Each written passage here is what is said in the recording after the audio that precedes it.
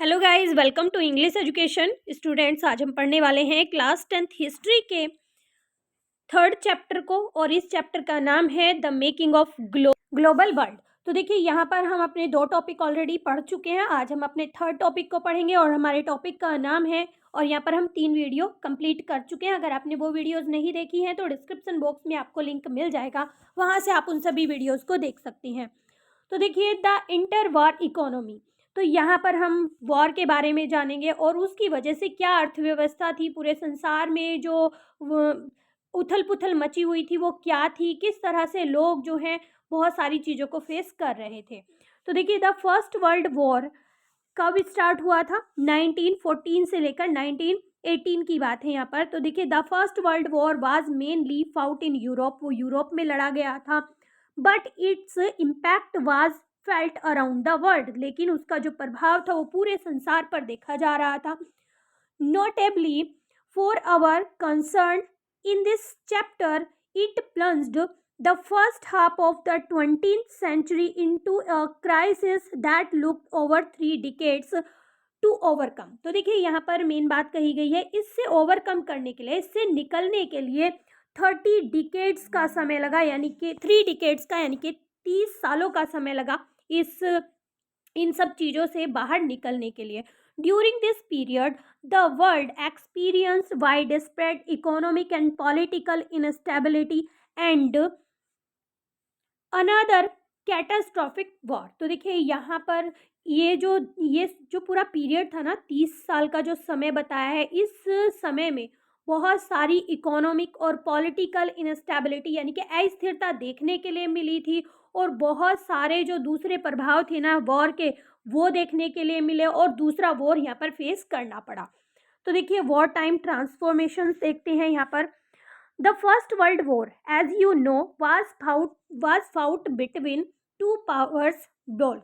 तो देखिए, यहाँ पर ये जो युद्ध था ना, ये 2 पावर्स के बीच में लड़ा गया था, और ये यूरोपियंस कंट्री थे। देखिए, in on the one side were allies, एक तरफ तो एलाइज थे जिसमें कौन कौन से कंट्री थे? ब्रिटेन था, फ्रांस था और रसिया था, ठीक है, और बाद में इसमें यूएस भी आकर जुड़ गया था। And on the opposite side, और दूसरी तरफ कौन था? Were the central power, central power थे। सेंट्रल पावर में कौन कौन से कंट्री थे? जर्मनी, ऑस्ट्रिया हंगरी और ओटोमन तुर्की, ये सारे कंट्री जो है आपस में युद्ध लड़ रहे थे। When the war began in August 1914, तो देखिए, जब ये जो युद्ध शुरू हुआ, ये लड़ा गया 1914 में, many governments thought it would be over by Christmas। तो देखिए, सोचा जा रहा था कि ये इसी साल में ख़त्म हो जाएगा। It lasted more than 4 years, लेकिन ये 4 सालों से भी ज़्यादा समय तक चला। The First World War was a war like no other before। ये ऐसा युद्ध था जिससे पहले ऐसा कोई युद्ध नहीं लड़ा गया था। The fight involved the world's leading industrial nation, which now harness the vast power of modern industry to inflict the greatness possible destruction on their enemies। तो देखिए, ये जो युद्ध लड़ा जा रहा था ना, ये इंडस्ट्रियल नेशन के द्वारा लड़ा जा रहा था, और वो अपनी पावर को यूज़ कर रहे थे। जो इंडस्ट्री में जो वेपन्स थे, केमिकल प्रोडक्ट थे, उनको यूज़ करके ये लड़ा जा रहा था, और वो जो है अपनी पावर को अपने शत्रु को विनाश करने के लिए यूज़ कर रहे थे। दिस वॉर वॉज दस the first modern industrial war. तो देखिए, ये जो है इस तरह से पहला मॉडर्न इंडस्ट्रियल वॉर था। इट इट सा the use of machine gun, tanks, aircraft, chemical weapons etcetera. तो देखिए, इस युद्ध में मशीन गन का यूज़ हुआ, टैंक्स का, एयरक्राफ्ट्स का, और जो केमिकल वेपन्स थे ना, उनका भी यूज़ किया जाने लगा ऑन अ मैसिव स्केल, और बहुत बड़े पैमाने पर उनका यूज़ किया जा रहा था। दीज वर और increasingly products of modern large scale industries. और ये सभी प्रोडक्ट्स कौन से थे? जो लार्ज स्केल इंडस्ट्री में प्रोड्यूस किए जा रहे थे।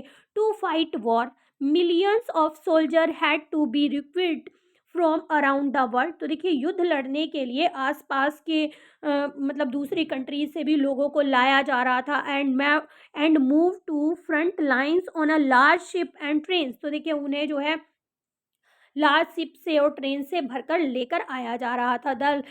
The scale of death and destruction 9 million dead and 20 million injured. तो देखिए बहुत ज़्यादा डिस्ट्रक्शन हो रहा था, बहुत ज़्यादा विनाश हो रहा था। 9 मिलियन लोग जो थे वो मर चुके थे और 20 मिलियन लोग ऐसे थे जो जख्मी थे। Was unthinkable before the industrial as without the use of industrial arm. तो देखिए बिना इंडस्ट्रियल आर्म के ये युद्ध नहीं लड़ा जा सकता था। तो देखिए कहा जा रहा है कि इंडस्ट्रियल एज अगर नहीं होती ना तो ये ऐसा इस तरह का युद्ध जो है थिंकेबल भी नहीं था, सोचा भी नहीं जा सकता था। Most of the killed and maimed were men of working age. तो देखिए ये जो अधिकतर लोग थे ना जो युद्ध लड़ रहे थे वो ऐसे लोग थे, जो मारे जा रहे थे, जख्मी थे, वो ऐसे लोग थे जो वर्किंग एज के लोग थे।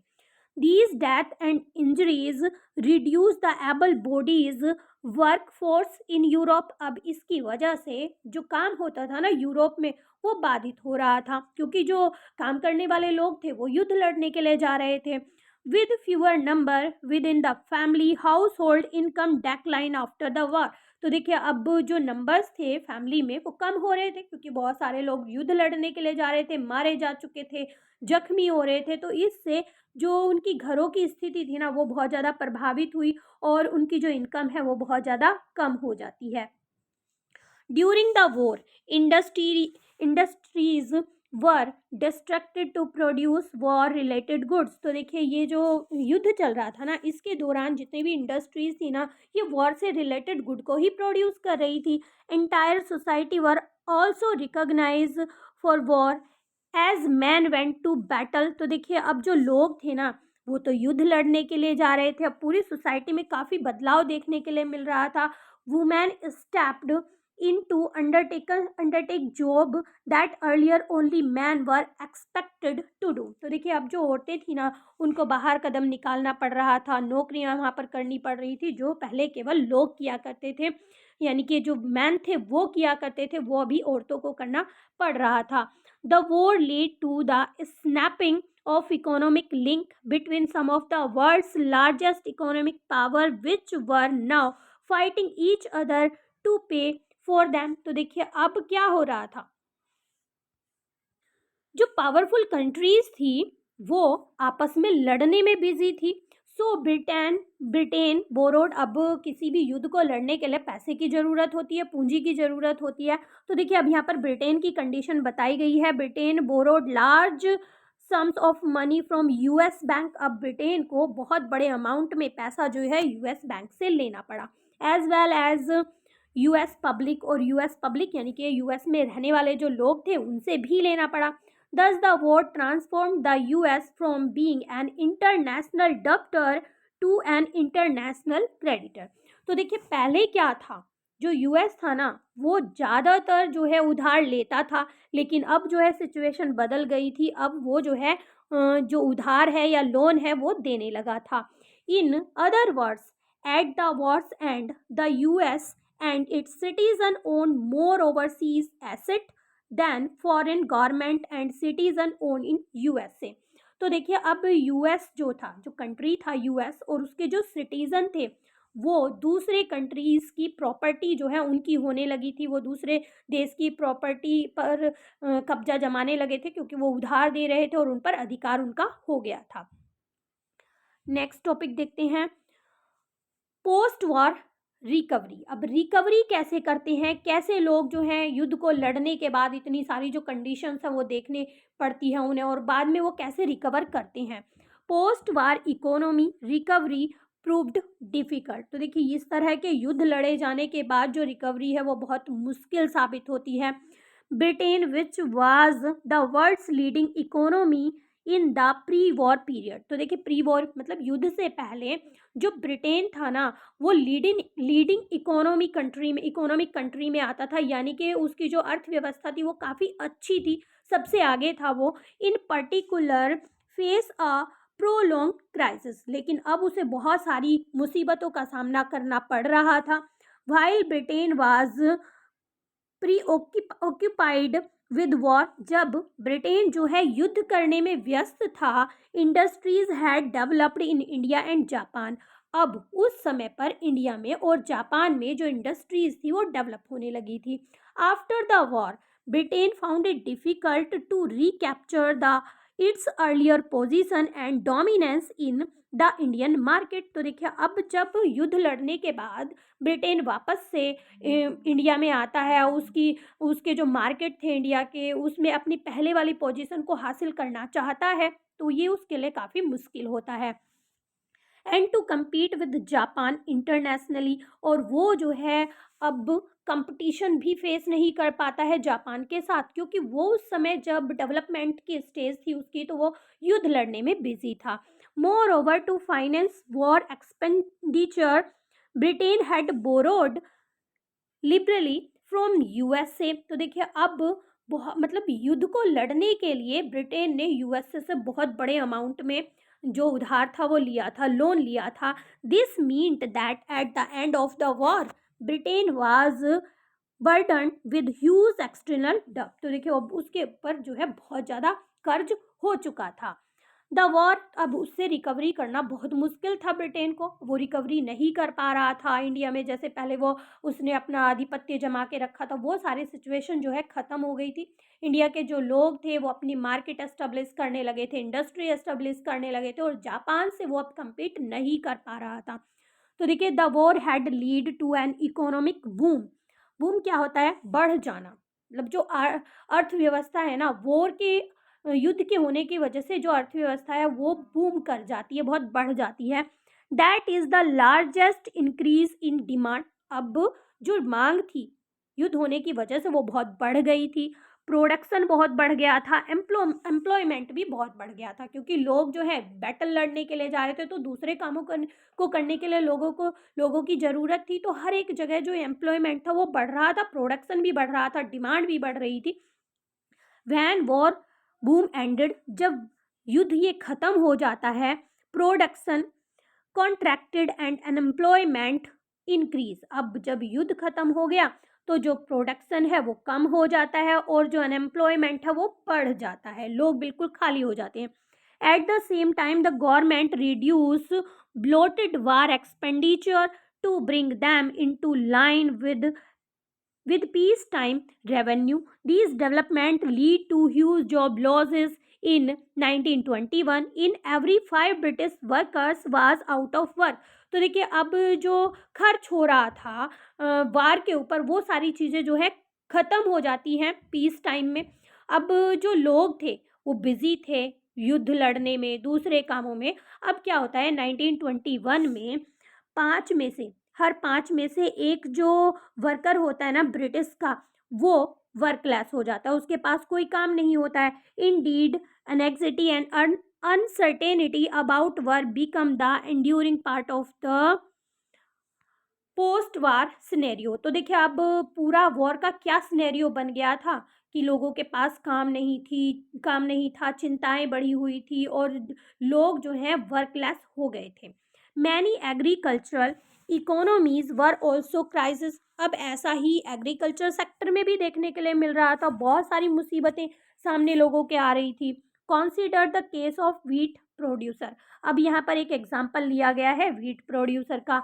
Before the war Eastern Europe was a major supplier of wheat in world market. तो देखिए युद्ध से पहले क्या था, जो ईस्टर्न यूरोप था ना वो मेजर सप्लायर था, पूरे संसार में वो सबसे ज़्यादा व्हीट को एक्सपोर्ट करता था। वैन दी सप्लाई वाज डिस्टर्बटेड, अब युद्ध की वजह से ये जो सप्लाई थी ये रुक गई थी। Wheat production in Canada, America and Australia expanded dramatically. अब क्या हुआ, ऑस्ट्रेलिया में, कनाडा में और अमेरिका में व्हीट का प्रोडक्शन होने लगा। But once the war was over, लेकिन जब युद्ध एक बार ख़त्म हो जाता है, production in Eastern Europe revived. अब फिर से ईस्टर्न यूरोप में वो प्रोडक्शन चालू हो जाता है and created a glut in wheat output, और जो व्हीट है उसका बहुत ज़्यादा प्रोडक्शन हो जाता है। Grain prices fall. अब देखिए इन कंट्रीज़ में भी प्रोडक्शन हो रहा है व्हीट का और ईस्टर्न यूरोप में भी होने लगा है, तो बहुत ज़्यादा व्हीट जो है वो मार्केट में आ जाता है, जिसकी वजह से जो प्राइस है वो गिर जाते हैं। रूरल इनकम डेक्लाइन, जो रूरल इनकम थी वो कम हो जाती है। The farmer fail deeper into डेब्ट, और जो किसान लोग थे वो कर्ज में फंस जाते हैं। अब आगे पढ़ते हैं, rise of mass production and consumption.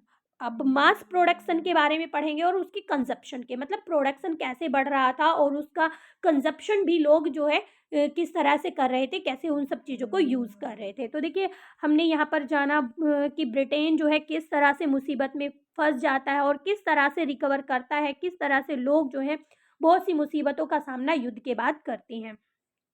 अब हम पढ़ेंगे rise of mass production and consumption in the USA, recovery was quicker. तो देखिए यूएसए में ये जो रिकवरी थी ना, ये बहुत जल्दी हुई।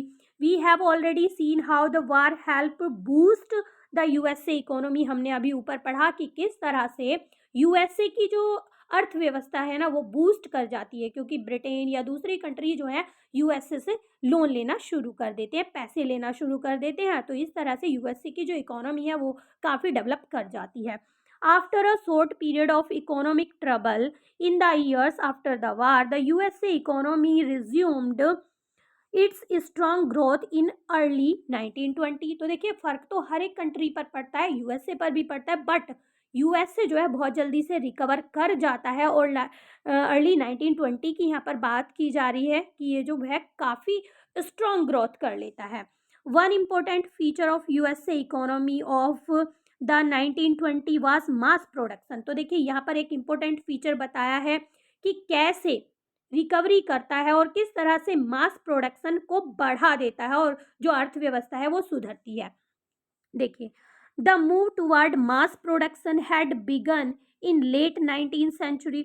तो देखिए जो मूव है, जो कंट्री है वो किस तरफ मूव करता है, मास प्रोडक्शन की तरफ, यानी कि प्रोडक्शन को बहुत ज़्यादा बढ़ा देता है लेट 19th सेंचुरी में। But in the 1920 it become characteristic feature of industrial production in USA. लेकिन 1920 में एक बहुत ही अलग सा फीचर आता है और जो इंडस्ट्रियल प्रोडक्शन है ना यूएसए का, वो बहुत ज़्यादा बढ़ जाता है। A well known pioneer of mass production was the car manufacturer Henry Ford. तो देखिए यहाँ पर एक पर्सन थे जिनका नाम था हेनरी फोर्ड, और वो क्या करते थे, कार मैन्युफैक्चरर का काम करते थे। उन्होंने मास प्रोडक्शन को बहुत ज़्यादा बढ़ाया, और किस तरह से बढ़ाया वो सारी चीज़ें हम जानने वाले हैं। He adapted the assembly line of the Chicago slaughterhouse। तो देखिए उन्होंने जो है शिकागो में एक असेंबली लाइन को देखा, एक असेंबली लाइन मेथड को देखा, जो कि जहाँ पर एनिमल्स को काटा जाता था ना, वहाँ पर यूज़ किया जाता था। To his new car plant in Detroit. तो देखिए उन्होंने उनका जो एक न्यू कार प्लांट था वहाँ पर उसे अप्लाई करना शुरू कर दिया। He realized that the assembly line method would allow the faster and cheaper way of producing vehicle। तो देखिए उन्होंने रियलाइज़ किया कि ये जो असेंबली लाइन मेथड है ना, इससे काम जो है बहुत जल्दी से होगा और बहुत सस्ते में होगा व्हीकल को प्रोड्यूस करने का। The assembly line factor worker to repeat a single task mechanically and continuously. तो देखिए उन्होंने देखा कि जो वर्कर हैं जो वहाँ पर काम करेंगे वो मैकेनिकली काम करेंगे और लगातार काम करेंगे, बिना रुके काम करेंगे। तो देखिए ये असेंबली लाइन मेथड क्या होता है, असेंबली लाइन मेथड होता है एक बेल्ट के थ्रू काम किया जाता है, और वहाँ पर जो है मशीन लगी होती है, वो बेल्ट को इस तरह से मूव करती रहती है, और यहाँ पर बेल्ट के ऊपर कोई सामान रखा रहता है, वो ऐसे ऐसे मूव करता रहता है और एक वर्कर जो है उस सामान को हटाता रहता है। आपने एयरपोर्ट पर भी देखा होगा। तो इस तरह से काम करेंगे। तो जिस तरीके से मशीन काम करने वाली है उसी तरह से जो वर्कर वहाँ पर है उसको काम करना पड़ेगा। तो काम जो है बहुत तेज़ी से भी हो जाएगा और चीपर भी हो जाएगा, ये हेनरी फोर्ड ने सोचा, और व्हीकल प्रोड्यूसिंग में ये बहुत अच्छा होगा। तो देखिए assembly line force worker to repeat single, हाँ तो वो काम जो है मैकेनिकली भी होगा और कंटिन्यूसली भी होगा। Such as fitting a particular part to the car at the pace detected by the. तो देखिए ये काम हो रहा था कॉन्वेयर बेल्ट से। This was way of increasing the output per worker by speeding up the pace of work. तो देखिए ये काम जो, ये जो बेल्ट थी इससे काम किया जा रहा था जिससे कि जो वर्कर है उसके आउटपुट को बढ़ाया जा सके, उसके काम को बढ़ाया जा सके। जिस स्पीड से बेल्ट चलेगी उसी स्पीड से वर्कर को काम करना पड़ेगा। Standing in front of conveyor belt no worker could afford to delay motion. अगर वो उस बेल्ट पर काम करेगा, उस मशीन पर काम करेगा, तो जो वर्कर है वो अपने मोशन को डिले नहीं कर पाएगा, ब्रेक नहीं ले पाएगा और किसी से फ्रेंडली टॉक नहीं करेगा। उसके साथ जो काम करने वाले लोग हैं उनके साथ वो फ्रेंडली टॉक भी नहीं करेगा।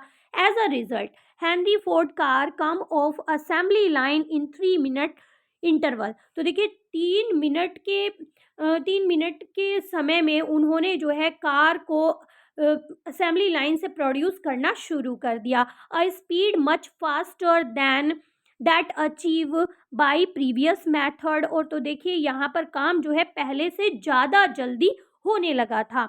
The T model Ford was the world's first mass produced car. तो देखिए यहाँ पर कार का नाम बताया गया है टी मॉडल फोर्ड, जो है पहली, संसार की पहली मास प्रोड्यूस कार थी। At first worker at the Ford factory were unable to cope with the stress of working on assembly line in which they could not control the pace of work. अब देखिए वो तो इंसान है और वो machine है। तो देखिए यहाँ पर जो फैक्ट्री में काम करने वाले थे ना, शुरुआत में तो उन वर्कर्स पे उनकी वो जो मशीन की गति थी ना, उसे वो कंट्रोल ही नहीं कर पा रहे थे, उसे तालमेल ही नहीं बैठा पा रहे थे।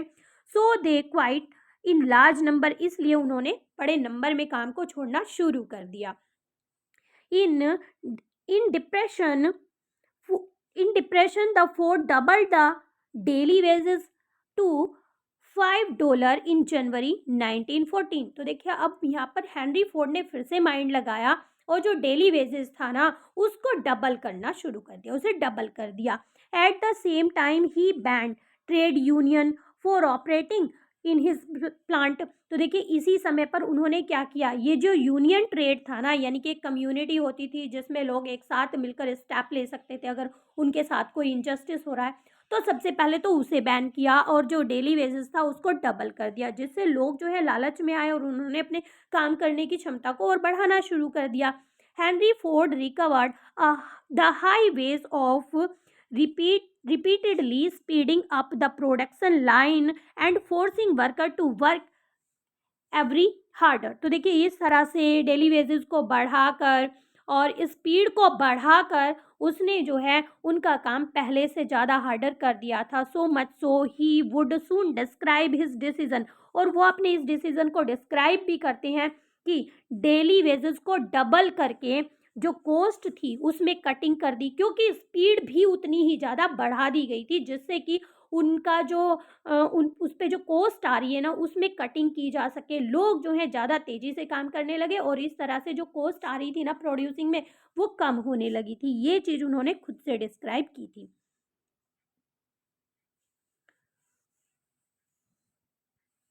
तो देखिए Fordist industrial practice soon spread in US. तो देखिए अब जो यही जो गति और ये जो मशीन उन्होंने चालू की थी, यही सारी चीज़ें पूरे यूएस में फैल चुकी थी। They were also widely copied in Europe, और जल्दी ही ये यूरोप में भी कॉपी की जाने लगी। इन 1920 में mass production lowered cost and price of engineer good. तो देखिए जो मास प्रोडक्शन हो रहा था ना, इससे कॉस्ट तो कम हो रही थी और जो प्राइस था ना वो भी कम हो रहा था सामान का, जो मशीनों से सामान बनाया जा रहा था तो ऑब्वियसली वो कम होगा। Thanks to higher wages for worker could now afford to purchase durable consumer good as such as car। अब देखिए जब लोगों की इनकम जो वेजेस थे वो हाई होने लगे तो और लोग भी दूसरी सारी चीज़ें जो घर में यूज़ करते हैं जैसे कि कार है या दूसरी चीज़ें हैं उन्हें खरीदने लगे। Car production in US rose from 2 million in 1919 to more than 5 million in 1929। तो देखिए 10 सालों में ही ये जो प्रोडक्शन था ये 2 मिलियन से बढ़कर 5 मिलियन से भी ज़्यादा हो गया था। There was a spurt in the purchase of refrigerator, washing machines, radio, gramophone players etcetera. तो देखिए अब लोगों की जब इनकम बढ़ गई थी तो उन्हें अपने हाउस होल्ड के लिए उन्होंने और चीज़ों को भी खरीदना शुरू कर दिया, जैसे रेफ्रिजरेटर है, वॉशिंग मशीन है, रेडियो, ये सारी चीज़ें भी अब उन्होंने यूज़ करना शुरू कर दिया था। तो देखिए क्रेडिट रिपेड इन वीकली और मंथली इंस्टॉलमेंट, तो देखिए यहाँ पर जो क्रेडिट लिया जाता था वो मंथली और वीकली इंस्टॉलमेंट में पे कर दिया जाता था। The demand for refrigerator, washing machine etcetera was also flooded by a boom in house construction and home ownership finance once again by loans. तो देखिए अब लोग जो है ये सामान तो यूज़ करने ही लगे थे, साथ ही साथ घरों का निर्माण होने लगा और घरों की ओनरशिप यानी कि लोग जो है घर खरीदने लगे, और ये सारी चीज़ें किस चीज़ से फाइनेंस की जाती थी? लोन लेकर फाइनेंस की जाती थी, और हमने पढ़ा कि ये मंथली और वीकली इंस्टॉलमेंट में पे कर दी जाती थी, क्योंकि अब लोगों की जो वेजेस थी वो बढ़ चुके थे। The house and consumer boom in of the 1920 created the basis of prosperity in the USA. तो देखिए ये जो हाउसिंग था और कंज्यूमर बूम था 1920 में, ये कैसे बढ़ा? क्योंकि यूएसए में जो प्रोस्पेरिटी थी वो बढ़ रही थी। Large investment in housing and household goods seem to create cycle of higher employment, income, rising consumption, demand, more investment and yet more employment and incomes। तो देखिए अब ये सारी चीज़ें जब बढ़ रही थी तो लोगों की इनकम भी बढ़ रही थी, कंजप्शन बढ़ रहा था, एम्प्लॉयमेंट भी बढ़ रहा था, फिर से यही सारी चीज़ें हो रही थी, डिमांड बढ़ रही थी, इन्वेस्टमेंट, मतलब ये साइकिल जो है चलती चली जा रही थी। लोग जो है डेवलपमेंट कर रहे थे और कंट्री में जो है प्रॉस्पेरिटी आ रही थी। इन 1923 the USA resumed exporting capital to the rest world and become the largest overseas lender।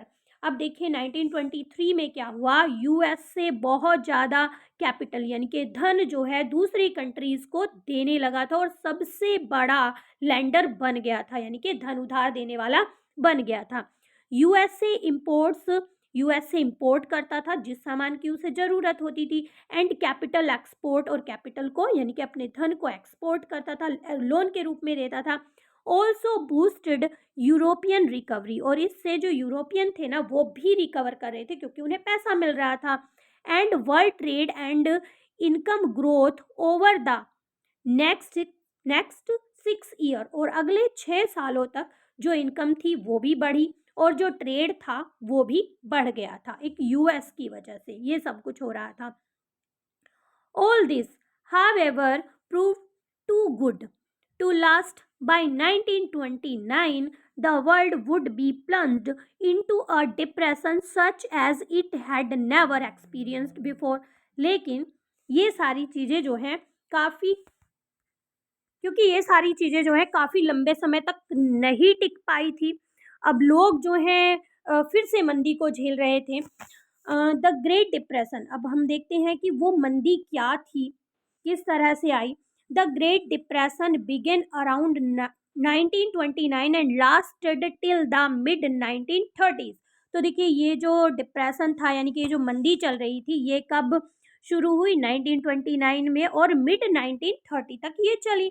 During this period most part of the world experienced catastrophic decline in production, employment, income, trade।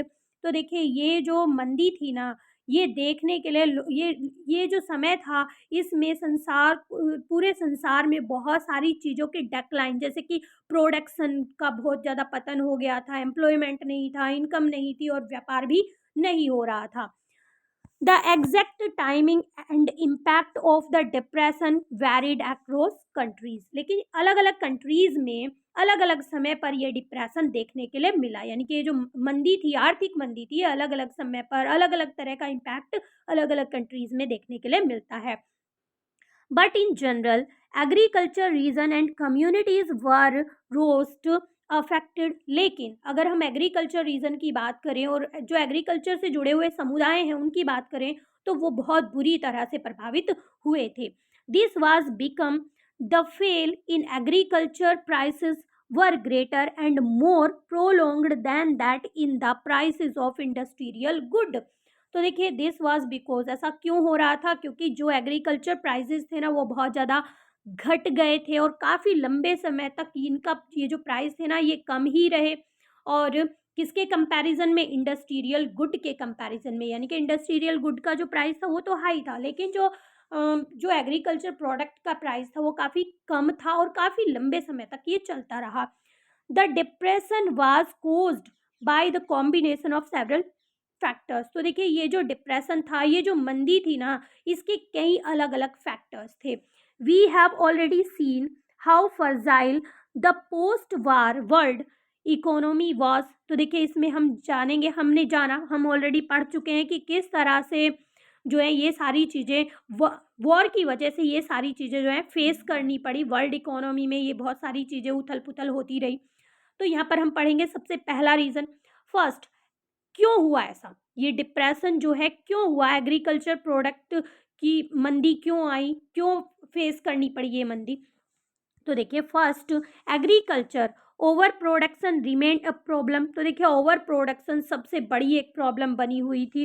This was made rose by falling agriculture prices, क्योंकि over production हो रहा था। हमने ऊपर अभी पढ़ा था कि अलग अलग कंट्रीज जो है वीट को ग्रो करने लगे थे और दूसरे कंट्रीज में भेजने लगे थे।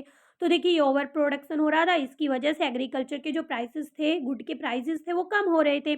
The price is slumped and agricultural incomes decline. अब जो प्राइसेस थे वो डिक्रीज हो रहे थे और जो एग्रीकल्चर इनकम थी वो घट रही थी।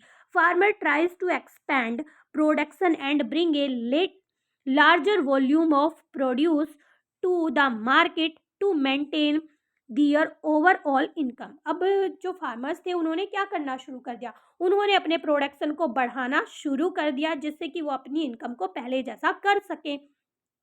दिस रोजन the glut in the market. अब इससे जो स्थिति है वो और ज़्यादा खराब हो गई।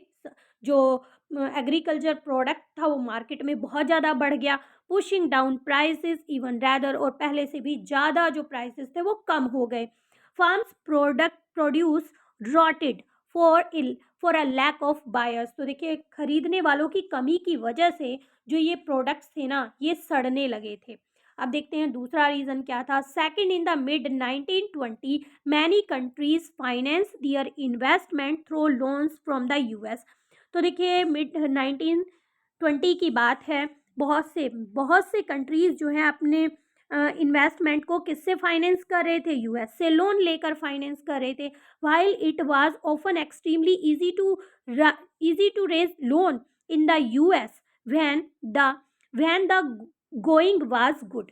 तो देखिए जब सब कुछ सही चल रहा था तो यूएस से लोन लेना काफ़ी आसान था।